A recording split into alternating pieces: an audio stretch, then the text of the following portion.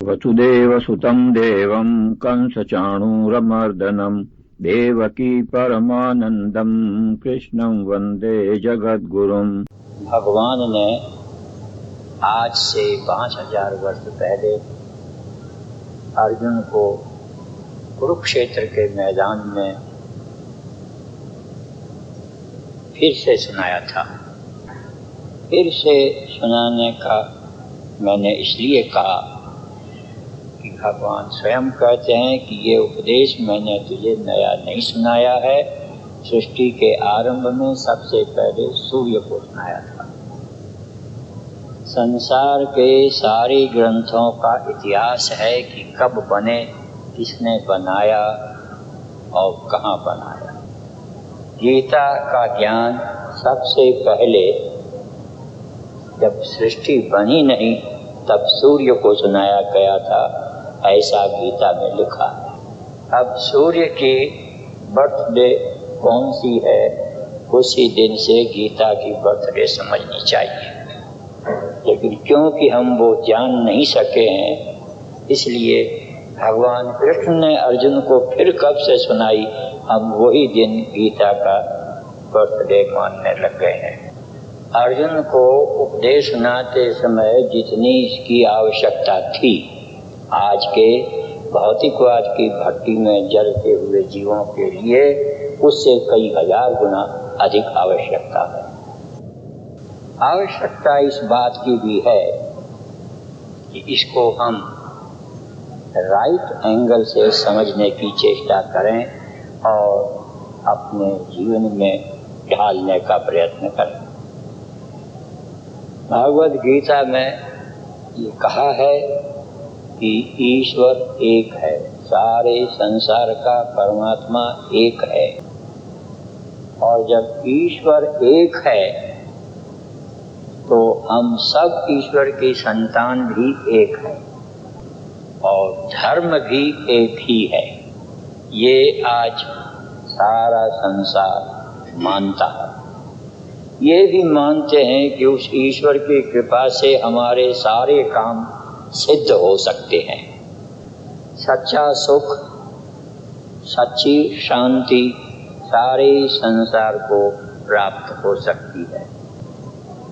लेकिन ऐसा क्यों नहीं हो रहा है, इसका एक कारण है कि उस ईश्वर की कृपा को प्राप्त करने के तरीके लोगों ने अलग अलग बना रखे हैं। ईश्वर की कृपा भी हम प्राप्त न कर सके तो फिर ईश्वर को प्राप्त करना तो बहुत दूर की बात है। हर एक आदमी आज किसी न किसी चिंता में डूबा हुआ।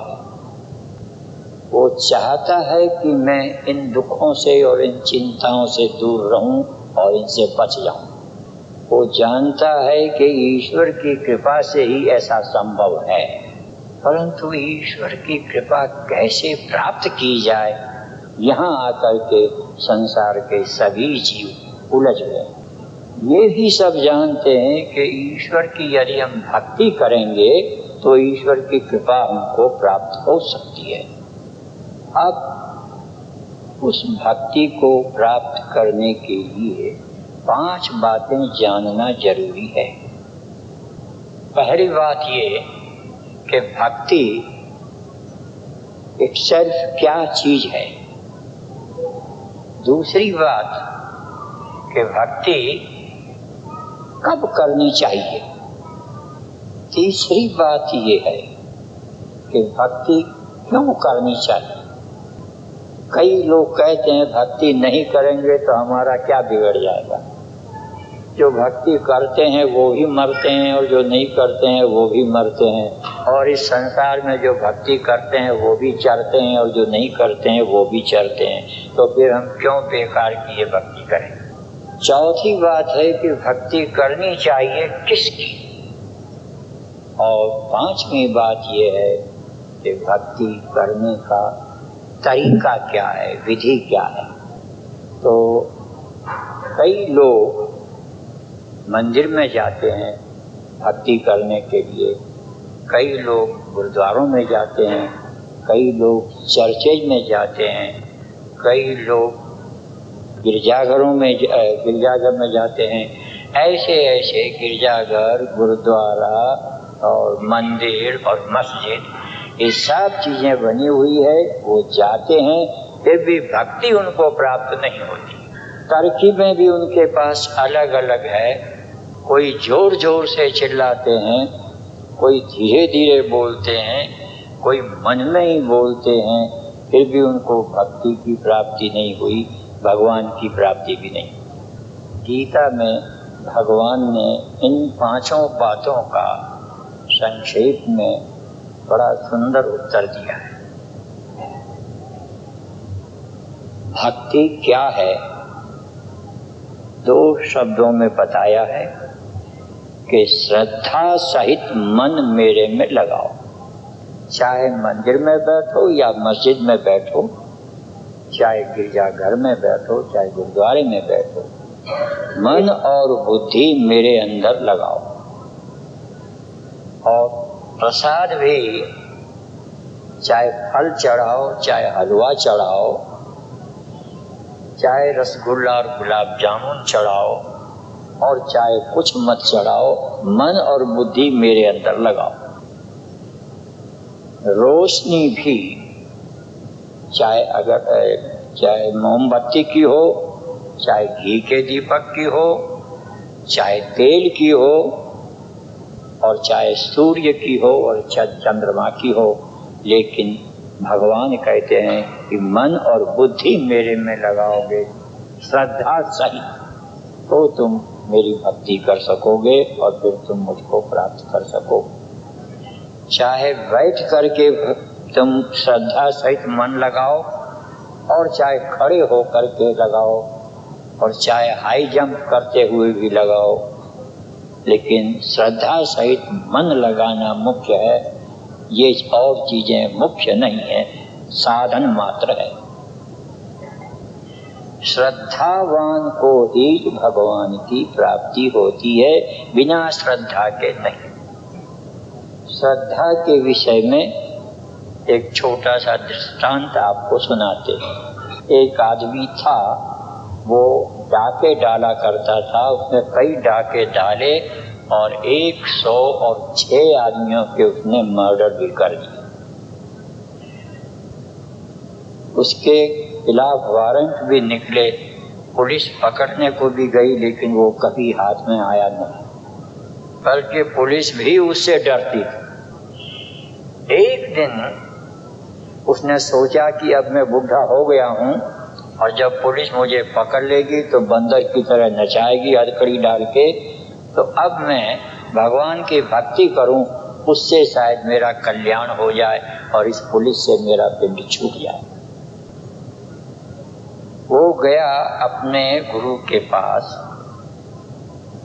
और कहा कि मुझे अब भगवान की भक्ति करने का रास्ता बता दो, मैं आपकी सेवा में ही अब हमेशा रहूंगा और मेरा कल्याण करो। गुरु ने सोचा कि अगर मैं इसको मेरे पास रख लूँगा तो पुलिस आवेगी, इसको भी पकड़ के सजा देगी और मुझे भी गिरफ्तार कर लेगी। उसने अपनी बला टालने के लिए उसको कहा कि ये बांस रखा है सूखा हुआ, इसको तू ले जा, और जब ये बांस हरा हो जाएगा तू मेरे पास आ जाना, मैं तुझे भगवान की भक्ति सिखा दूंगा।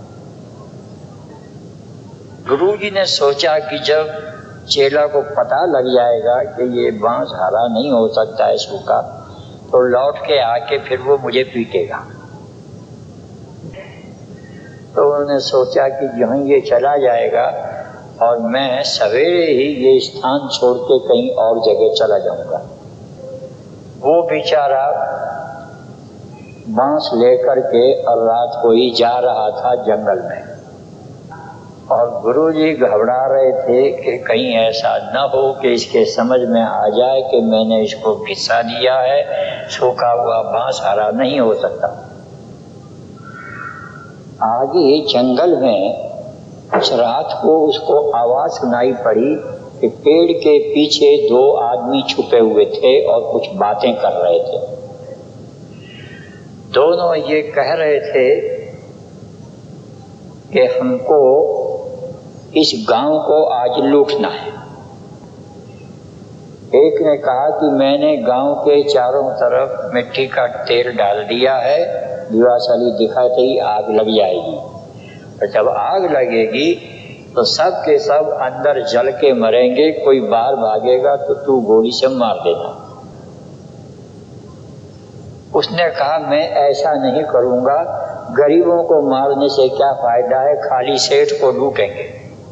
तो दूसरे ने कहा अगर तू मेरी बात नहीं मानेगा तो मैं पहले तुझे मार दूंगा गोली से। डाकुओं की बरादरी में ऐसा ही होता है, वो गोली से प्रेम करते हैं। इसने सुना कि ये दो आदमी सारे गांव को जला देंगे, उसमें गरीब भी जलेंगे, बच्चे भी जलेंगे, औरतें भी जलेगी, मैं उनकी सब की रक्षा करूंगा। उसने बाहर निकल के और वो बांस लेकर के और दोनों के सिर पे मारा, दोनों घबरा गए। रात में आफत कहाँ से आई, और ऐसा लगा सिर में के दोनों के सिर फट गए और वो वहीं मर गए। उसने कहा गुरु कृपा से अगर बांस हरा होने पर मेरे 106 खून माफ हो जाएंगे तो दो और सही 108 हो जाएंगे, माला पूरी हो जाएगी। दोनों मर गए, गांव की रक्षा हो गई और ये आगे चलने लगा। इसी बीच रात में चंद्रमा निकल आया और उसने देखा कि बांस हरा हो गया। जब मून हरा हो गया, बांस हरा हो गया, तो उसने कहा चलो अब गुरुजी के पास। उन्होंने कहा था हरा हो जाए तब आ जाना, तो लौट के फिर वहीं गया। दरवाजा बजाया, अंदर से आवाज दी गुरुजी ने, कौन है? उसने कहा मैं आपका चेला रामचंद्र। अब गुरुजी घबराए कि हे भगवान, मैं उसी समय यहाँ से क्यों नहीं चला गया, ये तो वापस आ गया, इसको पता लग गया है, अब ये मुझे भी मारेगा, छोड़ेगा नहीं। धीरे धीरे गुरुजी आए, दरवाजा खोला और मन में ये सोचते आए कि अभी मैं बच गया तो फिर मैं अब सवेरे का इंतजार नहीं करूंगा, अभी भाग जाऊंगा यहाँ से। यूं ही दरवाजा खोला कि उसने बांस पटक के और गुरुजी के चरणों में गिर गया। कहा महाराज ये बांस हरा हो गया है, अब मुझे भगवान से मिलने का तरीका बताओ। गुरुजी ने उसको उठाया, अपनी छाती से लगाया और कहा कि बेटा भगवान की भक्ति का तरीका अब तुझे कौन सिखा सकता है, भगवान ने स्वयं तुमको सिखा दिया है। सबकी सेवा बिना लालच के करना और बिना किसी वैर विरोध के बुरे कर्म करने वालों को समाप्त करना। बुरे आदमियों के लिए हमारे मन में बुरी भावना नहीं होनी चाहिए और उनसे ईर्ष्या द्वेष भी नहीं होना चाहिए। लेकिन वो यदि हजारों को मारते हैं तो उनकी रक्षा के लिए दो को मार देना पाप नहीं है। लेकिन अपना उसमें स्वार्थ है, अपना उसमें लालच है, तो वो लालच या स्वार्थ में आकर के अगर तुम अच्छा भी काम करते हो तो भी वो सफल नहीं है और वो सतोगुणी कर्म नहीं है, उसका आपको अच्छा फल नहीं मिलेगा। मुझे कई लोग जबरदस्ती फल खिला देते हैं कि फल खाओ, मैं कई बार खाना नहीं चाहता हूँ तो उस समय आसरा ले लेता हूँ गीता का, कह देता हूँ कि गीता ने मना किया है कि फल की इच्छा मत रखो, फल का त्याग करो। तो गीता हर जगह हर काम में आपकी हर प्रकार से रक्षा कर सकती है यदि आपकी उसमें श्रद्धा हो तो। और कृष्णचंद्र भगवान की जय। वसुदेव सुतं देवं कंस चाणूरमर्दनं देवकी परमानंदं कृष्णं वंदे जगद्गुरुं। वसुदेव सुतं देवं कंस चाणूरमर्दनं देवकी परमानंदं कृष्णं वंदे जगद्गुरुं। मैंने बचपन में सुना था कि जिसने पढ़ी गीता उसने घर नहीं पीता। जो गीता पढ़ लेगा वो घर छोड़ देगा। तो हम भी गीता से डरते थे जैसे आज और लोग डरते हैं बहुत सारे। पर अब काफी संख्या में, लाखों की नहीं करोड़ों की संख्या में लोग अब गीता के नजदीक आने लगे। तो अगर आप कोई 7 मंजिला मकान बनाना चाहो तो पहले तो आपको फाउंडेशन ही तैयार करनी पड़ेगी। तो जगत की एकता के लिए ये जरूरी नहीं है कि जिस जगह हम जाएं और उनकी नकल करने लग जाएं कि भाई वो पैंट पहनते हैं तो हम भी पैंट पहने, वो डाइवोर्स करते हैं तो हम भी डाइवोर्स करें, वो मांस खाते हैं तो हम भी मांस खाएं, फिर ये हमारी इज्जत करेंगे। ये धोखा है। आपको अगर आपके अच्छे ज्ञान हैं उनको अगर आप किसी और को देना चाहते हो, डिलीवरी देना चाहते हो, तो बेस्ट वे ये है कि पहले आप खुद उनको अच्छी तरह से समझ लो, उनको फॉलो करो, और तो फिर आपको डिलीवरी देने की जरूरत नहीं पड़ेगी। कस्टमर अपने आप आके ले जाएंगे कि अपने आप ने उसको अभी त्याग दिया है। और त्याग ही नहीं दिया है, कईयों का मैंने सुना है विचार कि गीता आश्रम को तो समाप्त ही कर देना चाहिए, पर ये असंभव बात है। गीता का मिशन न तो कोई आज तक समाप्त कर सका है और न कोई आगे समाप्त कर सकेगा, बल्कि संसार को सच्ची शांति, सच्चा सुख और सच्चा आनंद और सच्ची एकता सचमुच स्थापित करनी है तो गीता ज्ञान के आधार पर ही कर सकेंगे, दूसरा रास्ता नहीं है। ये मेरे 90 साल का अनुभव है। हमको अपनी अच्छाई अपने अंदर धारण करनी चाहिए। हमको देख के जिनको अच्छाई की भूख है वो हमसे सीख लेंगे, और ये ध्रुव सत्य है, सच्ची बात है। तो whatever you want to teach others, teach by actions। तो एक्शन हमारा क्या है कि गीता हमको खुद को पहले समझ लेनी चाहिए। अभी वो पहला स्टेज पूरा हुआ नहीं और समझ ही नहीं, और लगे दूसरों को समझाने उसके बारे में, तो आप एक दिन अपने उस थोड़े से ज्ञान से भी हाथ धो बैठेंगे। तो अब सुन लो, 8वें अध्याय का नाम है अक्षर ब्रह्म योग। क्या नाम है? अक्षर ब्रह्म योग। और इसमें 7 क्वेश्चंस हैं जो अर्जुन ने भगवान कृष्ण से पूछे। और अगर ये 7 क्वेश्चन अगर कोई समझ ले तो इसके बाद उसके दिमागी उलझन जो है नहीं रहेगी, वो सुलझ जाएगी। ये दिमागी उलझन बड़ी खतरनाक है। अच्छे अच्छे पढ़े लिखे लोगों को भी गुमराह कर देते हैं। फिर बेचारे जो पढ़े लिखे नहीं है उनका तो पूछना ही क्या है। गीता सारी उलझन की सुलझाने वाली सुलझनों को लिए हुए है। अभी जोशी जी ने ठीक कहा कि जब गीता कही गई थी तब तो अमेरिका ही नहीं थी। जब गीता कही गई थी तब कोई दूसरा मजहब ही नहीं था। पर उन्होंने ये नहीं कहा कि जब गीता कही गई थी तो उन दिनों में मजहब खुद नहीं था, ये बाद में पैदा हुआ है और गंदगी पैदा कर दी है मजहबों ने, फूट पैदा कर दिए, भाई भाई को लड़ा के अलग कर दिया। उस बीमारी को वापस ठीक करने के लिए अब गीता के ज्ञान की फिर से आवश्यकता आ गई है संसार के लिए। तो यहाँ गीता का ज्ञान एक बार समझ में आ जाएगा, आपकी सारे मन की उलझने खत्म। अब अर्जुन के साथ प्रश्न क्या है, पहले ही सुनो।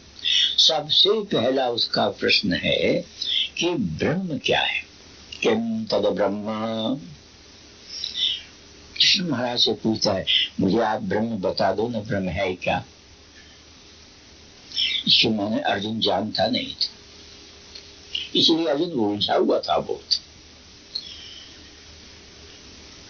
फिर आगे पूछता है दूसरा प्रश्न है कि अध्यात्म, अध्यात्म क्या है। अब कईयों को अध्यात्म शब्द का ही नहीं पता है विचारों की। तो अर्जुन को भी अध्यात्म का पता नहीं था, और होता तो पूछता नहीं। ब्रह्म क्या है, अध्यात्म क्या है। और फिर तीसरा प्रश्न है किम कर्म, कर्म क्या है। अब हम लोगों ने कर्म को ही बराबर नहीं समझा है। सारा संसार चाहे वो किसी कम्युनिटी को बिलोंग करता हो, कर्म के फंदे में फंसा हुआ है, और इसी के कारण वो दुखी है। अगर उसको कर्म का मर्म पता लग जाए तो कर्म के मर्म का पता लगते ही वो आनंद के सागर में गोते लगाएगा। इतना ही नहीं, उसके पास कोई आके बैठेगा, वो भी अपनी उलझनों को भूल जाएगा और आनंद में गोते लगाने लग जाएगा। और कोई व्यक्ति है ही नहीं धरती पे जो कर्म से बचा है, कोई नहीं है ऐसा। और कर्म से बचना संभव भी नहीं है बिना गीता के ज्ञान को समझे। और कर्म से अगर नहीं संभलेंगे तो कर्म ही सब चक्कर डालता है, कर्म ही सब लड़ाइयां कराता है, कर्म ही नए नए हथियार पैदा करता है, कर्म ही ईर्षा, द्वेष, घृणा, नफरत और कम्युनिटीज पैदा कर दी है। कर्म ने पता नहीं क्या क्या कर दिए हैं। अभी हम आंख खोल के देखें तो इन नारों से और इस सेपरेटिज्म से हमारा कल्याण नहीं हुआ है, अकल्याण हुआ है और हो रहा है। तो पहला प्रश्न ब्रह्म क्या है, दूसरा प्रश्न है अध्यात्म क्या है, तीसरा अर्जुन का प्रश्न है कर्म क्या है। बहुत पीछे आया, थर्ड क्लास है ये, और आज हम कर्म के चक्कर में पड़े हुए हैं। और फिर मजेदार बात यह है कि हजारों कम्युनिटीज चालू करके हमने कर्म को अभी समझा ही नहीं है और उलझ गए हैं। किधर जा रहे हैं ये, एक होने की बजाय ये तो भिन्न भिन्न होते जा रहे हैं। पर गीता में ये आग्रह नहीं है कि ऐसा ही हो। गीता में ये है सबको आदर दो, लेकिन ये नहीं है कि तुम किसी संस्कृति का नाश करके और दूसरों को आदर दो। ये ज्ञान गीता नहीं सिखाती। आदर दो सबको आप। बिल्कुल ठीक है, मैं दूध पीता हूँ, आप मांस खाते हो, हम और आप दोनों भाई भाई की तरह मिलकर रह सकते हो। लेकिन आप हम पर अगर थोपो कि नहीं आपको भी मांस खाना ही चाहिए, और आपके घर में मांस पकाओ, और मैं आपको कहूँ कि नहीं आपको भी जो है ये मांस छोड़ करके मेरी तरह खाली दूध ही पीना चाहिए, तो हम दोनों मूर्ख हैं, ज्ञानी नहीं है। नानक जी ने कहा, एक ने कही दूसरे ने मानी तो नानक समझो दोनों ज्ञानी। हाँ, और एक ने कही दूसरे ने तोड़ी तो नानक समझो ये दोनों कोड़ी। तो हमको सारी कम्युनिटी को, मुझे खुशी उस समय होगी कि जिस गीता आश्रम के साथ इंडियन कम्युनिटी मिल गई है, इसी तरह और भी जितनी कम्युनिटीज हैं वो सब मिल जाएं तो एक सुंदर माला बन जाएगी। ये देखो, ये सब अलग अलग मन के हैं, लेकिन अगर ये सब मिल जाते हैं तो एक माला बन जाती, खूबसूरत माला बन जाती है। जरूरी नहीं है इस माला के लिए कि ये इसमें न रहे, या पन्ने इसमें न रहे, या माणक इसमें न रहे, या रूबी इसमें न रहे। कोई भी रहे, माला में सब मन के रह सकते हैं। उससे माला की और मनकों की दोनों की सुंदरता है। पूछा अर्जुन ने। उसके बाद अर्जुन ने और पूछे 4 प्रश्न कि अधिभूत क्या है, अधिदेव क्या है और अधियज्ञ क्या है। मेरे ख्याल में तो कईयों ने ये नाम जो है अभी तक जाने ही नहीं है, लेकिन अर्जुन नाम तो जानता था, तभी उसने पूछा। और गीता पढ़ने का इसलिए मैं कहता हूँ, थोड़े दिनों में ये बच्चे जब गीता पढ़ने लगेंगे तब वो भी ये सब पूछने लगेंगे। उस दिन हमको खुशी होगी कि अब बच्चे पूछने लगे हैं। और जब पूछ जाएंगे फिर वो बच्चे ऑर्डिनरी आदमी नहीं रहेंगे, वो सब के सब एक्स्ट्रा ऑर्डिनरी हो जाएंगे। और अगर मैं भूलूं नहीं तो सुपर ह्यूमन भी हो जाएंगे। लेकिन बिना गीता के ज्ञान के वो नहीं हो सकते। तो सज्जनों, 3 और 3 6 हो गए कि नहीं। 7वां ये था कि इन 6 बातों को ये आदमी मरते समय तक भी समझेगा या नहीं, और समझेगा तो कैसे समझेगा, वो तरीका बताओ। ये अर्जुन ने बात भगवान से 7 बातें पूछी। अगर इन 7 प्रश्नों को मैं आपके सामने रखूंगा, मुझे इतनी खुशी होगी कि कम से कम आपके अंदर सुनने की तो इच्छा हो गई। ये भी बहुत बड़ी बात है, कम नहीं है। ये पहली सीढ़ी है कि सुनना, तब दूसरी सीढ़ी आवेगी कि समझना, तब तीसरी सीढ़ी आवेगी कि एक्शन में लाना।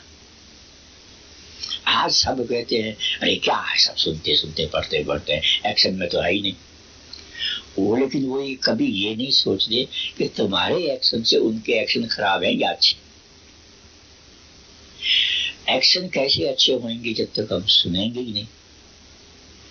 तो अब इन 7 प्रश्नों में से कौन सा प्रश्न आपको बतावे, बोलो कि 7 बता दें। आप कहें कि 7 ही बता दो।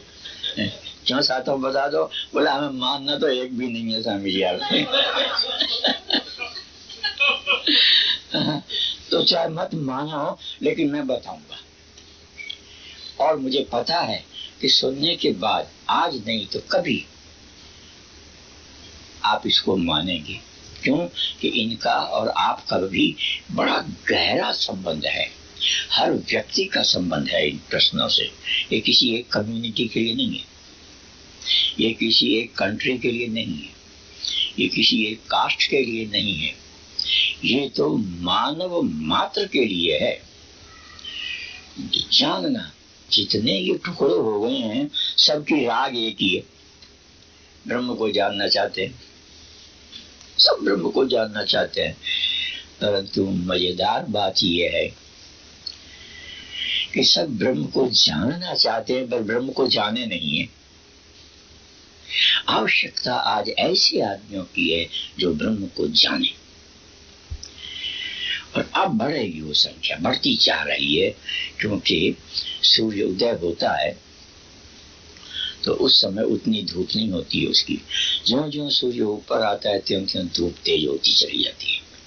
तो ये गीता का सूर्य मरा नहीं था, सूर्य कभी मरता नहीं है, तो अस्त हो गया था। अब ये फिर उदय हो रहा है।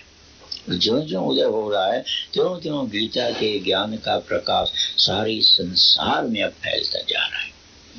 और उसके लिए जरूरी नहीं है कि आप पैंट पहनना छोड़ दो या धोती पहनना छोड़ दो। उसके लिए जरूरी नहीं है कि आप अंग्रेजी बोलना छोड़ दो या हिंदी बोलना छोड़ दो या सिंधी पंजाबी छोड़ दो। उसके लिए ये भी जरूरत नहीं है कि आप मांस खाना छोड़ दो या अंडे खाना छोड़ दो या जलेबी खाना छोड़ दो या दूध पीना छोड़ दो। ये बंधन गीता के अंदर नहीं है। गीता समझनी पड़ेगी आपको। और इसीलिए गीता आश्रम की स्थापना हुई थी। मैंने कहा था मैं तब आऊंगा यहाँ पर गीता का पाठ पढ़ाने के लिए जब यहाँ गीता के सीखने वालों के बैठने की एक जगह बन जाएगी। अब तक जगह नहीं बनी थी आपके यहाँ, और किसी के घर में बैठना मुझे अच्छा भी नहीं लगता है। तो अब जगह बन गई, बड़ी खुशी हुई। गुरुर्ब्रह्मा गुरुर्विष्णु गुरुर्देवो महेश्वरः गुरुरेव परं ब्रह्म तस्मै श्री गुरुवे नमः। अखण्डमण्डलाकारं व्याप्तं येन चराचरं तत्पदं दर्शितं येन तस्मै श्री गुरुवे नमः। अज्ञानतिमिरान्धस्य ज्ञानाञ्जनशलाकया चक्षुरुन्मीलितं येन तस्मै श्री गुरुवे नमः। स्थावरं जङ्गमं व्याप्तं येन कृत्स्नं चराचरं तत्पदं दर्शितं येन तस्मै श्री गुरुवे नमः।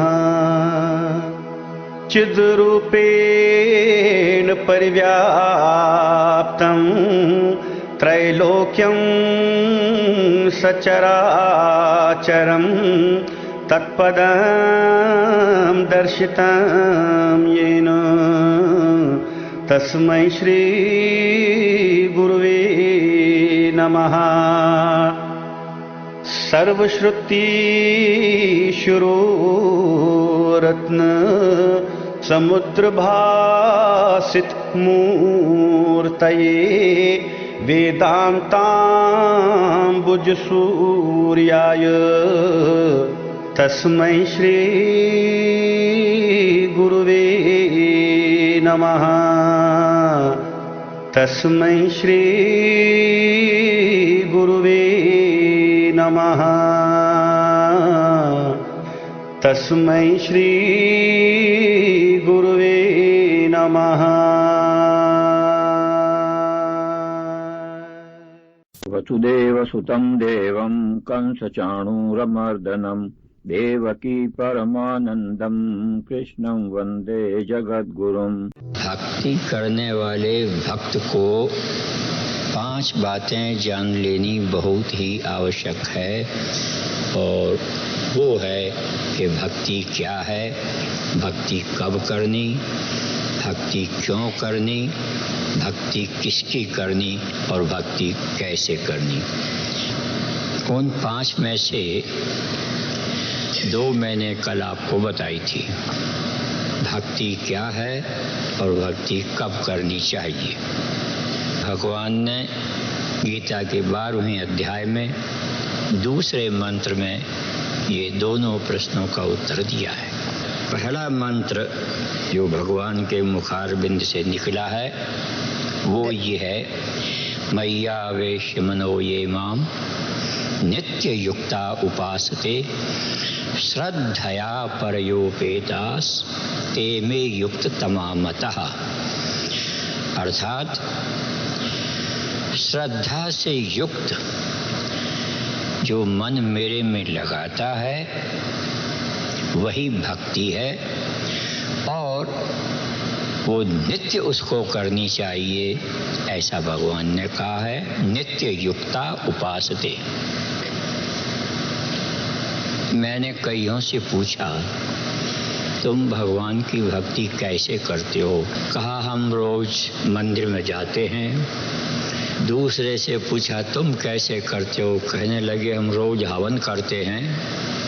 तीसरे से पूछा तो कहा, रोज हम मस्जिद में जाते हैं, नमाज पढ़ते हैं। चौथे से पूछा, तुम क्या करते हो? बोला, रोज गुरुद्वारे में जाते हैं और आशा दीवार गाते हैं। मैंने उनसे कहा, ये सब अच्छा है जो आप करते हो, करना ही चाहिए, परंतु क्या तुम रोज जाते हो? उन्होंने कहा स्वामी जी रोज हम यही करते हैं, कभी कभी बीमारी तिमारी की बात दूसरी है, वैसे रोज करते हैं।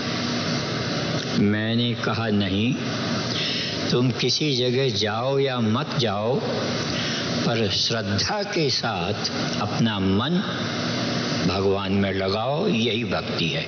मान लो किसी गांव में मंदिर मस्जिद गुरुद्वारा चर्च नहीं है, तो क्या वो लोग भक्ति नहीं कर सकते हैं? भक्ति में तो आवश्यक यह है कि श्रद्धा पूर्वक मन भगवान में लगाया जाए, यही भक्ति का सही स्वरूप है। तो कब करना चाहिए भक्ति? कोई कहते हैं प्रातः काल, कोई कहते हैं सायंकाल, कोई कहते हैं मध्याह्न काल, अलग अलग समय सब लोगों ने बताया है। किसी ने कहा दिन में 3 बार, किसी ने कहा दिन में 5 बार। भगवान कहते हैं कि मेरी भक्ति नित्य निरंतर करनी चाहिए, नित्य युक्ता उपासते, ये शब्द हैं भगवान के। नहीं तो भगवान ऐसा कह देते गीता में कि मैया वेश्य मनो ये माम, कभी कभी उपासते, नित्य युक्ता नहीं कहते। पर उन्होंने कहा है नित्य युक्ता उपासते, नित्य मेरे अंदर लगा रहे, निरंतर मेरे अंदर लगा रहे और मेरी उपासना करे। नहीं तो ऐसा भगवान ने कभी नहीं कहा है कि मैया वेश मनो ये माम, कभी कभी उपासते। पर मुझे जिसने भी कहा है उन्होंने यही कहा है स्वामी जी कभी कभी नहीं होता है, बाकी हम रोज करते हैं। तीसरा भगवान ने इस प्रश्न का उत्तर दिया कि क्यों करना चाहिए हमको भक्ति। तो इसका उत्तर उन्होंने 7वें मंत्र में दिया है। क्योंकि हम सभी जितने भी प्राणी हैं इस संसार में, अभी जैसा आपने सुना था इस समय कथा में कि सभी लोग अपने कर्मों से सुख और दुख पाते हैं। इन कर्मों में सारे प्राणी फंसे हुए संसार में, कभी सुखी कभी दुखी, कहीं डूबते कहीं डूबते, कहीं हंसते कहीं रोते, कहीं जन्मते कहीं मरते। ये दोनों ही इनका सब लोग इसी के अंदर फंसे हुए हैं। सिवाय भक्ति के और कोई उपाय नहीं है कि संसार के इन द्वंद्वों से ये जीवात्मा मुक्ति पा सके। भगवान ने कहा तेषामहं समुद्धर्ता मृत्यु संसार सागरात भवामि न चिरात् पार्थ मय्यावेशित चेतसाम। कि मैं उन भक्तों को तत्काल इस मृत्यु रूपी संसार सागर से पार कर देता हूँ। शब्द का है अचिरात, चिर कहते हैं समय को। ताली बजने में समय लगता है, लेकिन भगवान को, अपने भक्त को संसार सागर से पार करने में किंचित मात्र समय नहीं लगता है। कुछ पूछते हैं क्या कभी ऐसा हुआ है? तो मैं कहूँगा कि अनेक बार ऐसा हुआ है और अभी भी हो रहा है। सतयुग की बात है, हाथी मस्त बलवान और सब परिवार समुद्र में स्नान करने गया और समुद्र में मगरमच्छ ने उसकी टांग पकड़ ली। हाथी बलवान था, सोचा मैं इसको बाहर खींच लूंगा, लेकिन नहीं खींच सका। हाथी का अहंकार वहाँ काम नहीं आया, अहंकार उसका चूर हो गया। तब उसने सोचा कि परवाह नहीं है, मैं इसको नहीं खींच सका हूँ तो क्या है, मेरा इतना परिवार है, स्त्री है, बच्चे हैं, ये सब मिलकर के इसका कचूमर निकाल देंगे और हम इसको जीत लेंगे। लेकिन उसके कोई परिवार वालों ने उसकी सहायता नहीं करी और वो सब चले गए और हाथी पानी के अंदर डूब गया। उसका बल काम नहीं आया, अहंकार काम नहीं आया और उसके परिवार वालों ने भी उसका साथ नहीं दिया। तब लाचार होकर जब इतनी सूंड बाकी रह गई डूबने में, तब उसने सोचा कि भगवान के सिवाय और कोई रक्षा करने वाला नहीं है। तब उसने कहा, हे हरि, ऐसा उसके मुंह से निकला। री निकला नहीं था, खाली ह निकला और भगवान पीछे पहुंचे। सुदर्शन चक्र ने पहले ही आकर ग्राह का मस्तक काट दिया और गजराज को मुक्त कर दिया। आप कहेंगे ये तो सतयुग की कथा है, कोई ताजी बात बताओ। तो मैं आपको बताऊंगा कि अभी कलयुग शुरू होने ही वाला था। द्वापर के अंत में द्रौपदी का चीर दुशासन खींचकर उसको नग्न करना चाहा। द्रौपदी ने सोचा कि पितामह भीष्म बड़े नीतिवान और निपुण, वो जरूर मेरी रक्षा करेंगे, लेकिन वो उसकी रक्षा नहीं कर पाए। उसने सोचा वो नहीं करेंगे तो क्या है, पति तो रक्षा करता ही है। युधिष्ठिर, भीम, अर्जुन, नकुल और सहदेव बड़े बड़े बहादुर हैं, ये मेरी अवश्य रक्षा करेंगे। लेकिन द्रौपदी ने देखा कि वो भी नीचा सिर किए हुए बैठे थे, किसी ने उसकी रक्षा नहीं की। अंत में उसने सोचा कि संसार में कोई किसी का नहीं है, न बड़े काम आते हैं, न अपने काम आते हैं, न गुरु काम आते हैं। अपने ही को अपना एफर्ट करना चाहिए। उसने अपने हाथ से मजबूती के साथ साड़ी को पकड़ लिया, लेकिन दुशासन बलवान था, वो खींचता ही गया। जब उसका शरीर आधा नग्न हो गया, तब उसने सोचा कि अपना बल भी काम नहीं आता है, इस संसार में केवल एक परमात्मा का सहारा ही काम आता है, उनकी शरण लेनी चाहिए। उसने पुकारा, हे हरि।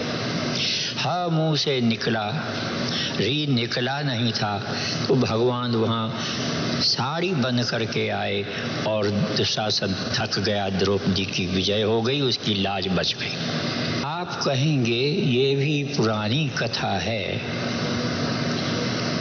ये तो द्वापर की बात है, आज की कोई ताजी बात बताओ। तो अभी की ताजी बात आपको एक बताऊं मैं।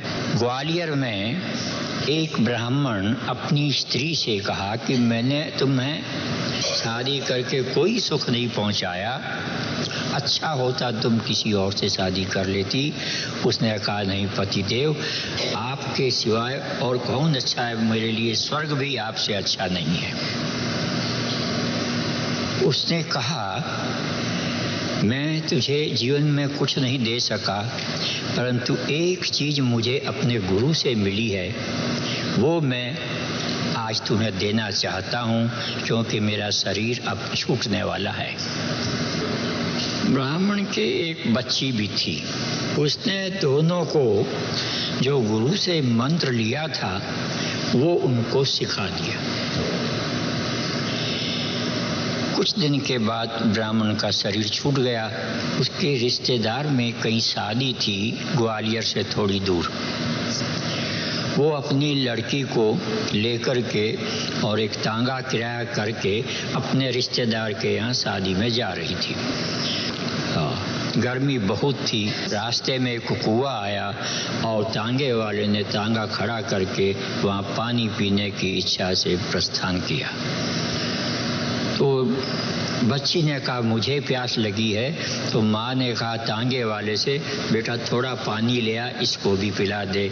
लेकिन तांगे वाला बड़े तड़ाक से उसको डांट करके कहा, मैं तुम्हारे बाप का नौकर नहीं हूँ, पीना है तो खुद आ करके पी लो। तो कहा अच्छी बात है भाई, तू बुरी बात क्यों कहता है। वो खुद उतरी और कुएं पर जाके पानी खींचने लगी। तांगे वाले के मन में पाप आया, पीछे से एक लात मारी तो वो स्त्री कुएं के अंदर गिर पड़ी। उस कुएं के अंदर एक पीपल के पेड़ की जड़ निकली हुई थी।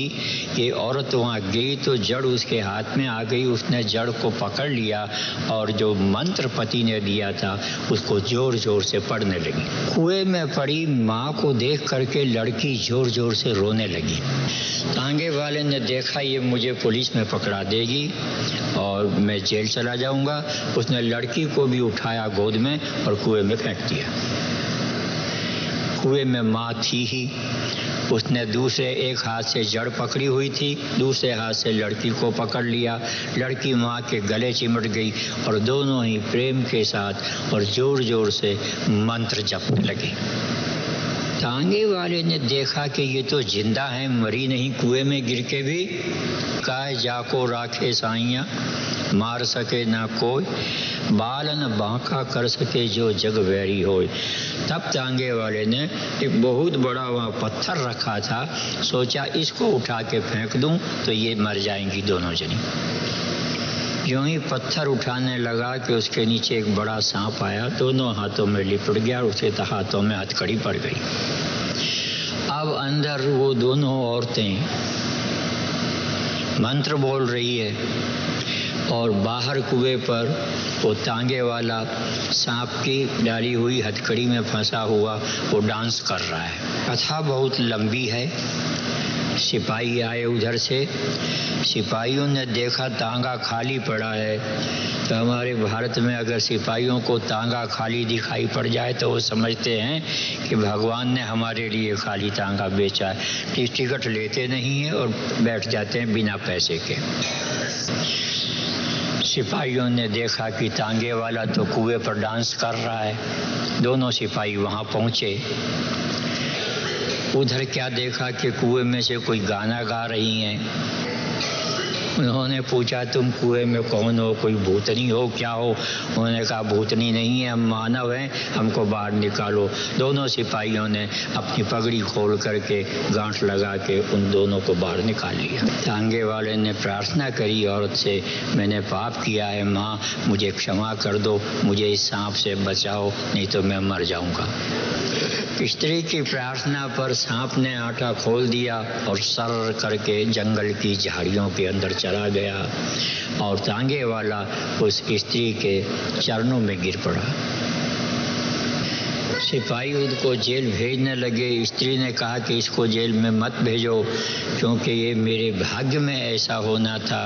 मैं कुएं में गिरी, भगवान वहाँ पर पीपल की जड़ बन करके आ गए और मेरी रक्षा कर ली। मेरी लड़की कुएं में गिरी, भगवान ने प्रेरणा करी, मैंने लड़की को बचा लिया। इसने पत्थर फेंका, भगवान सांप बन करके आए और रक्षा कर ली।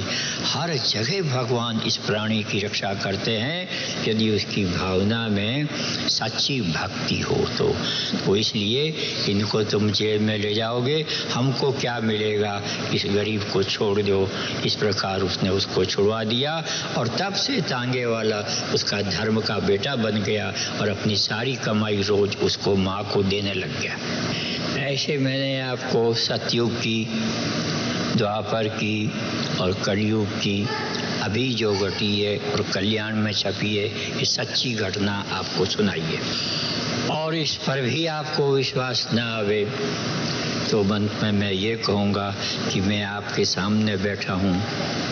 3 बार मौत मेरे सामने आई है और बड़ी विचित्र घटना है और 3 ही बार भगवान की कृपा से मैं बाल बाल बचा हूँ। कुछ भी मुझे जरा सी भी ठेस नहीं पहुँची। एक बार भगवान की जय बोल दो, हाथ ऊपर करके बोलना। काफ़ी देर हो गई, आप कमर टेढ़ी करके बैठे हो, अब 2 मिनट के लिए कमर सीधी कर लो।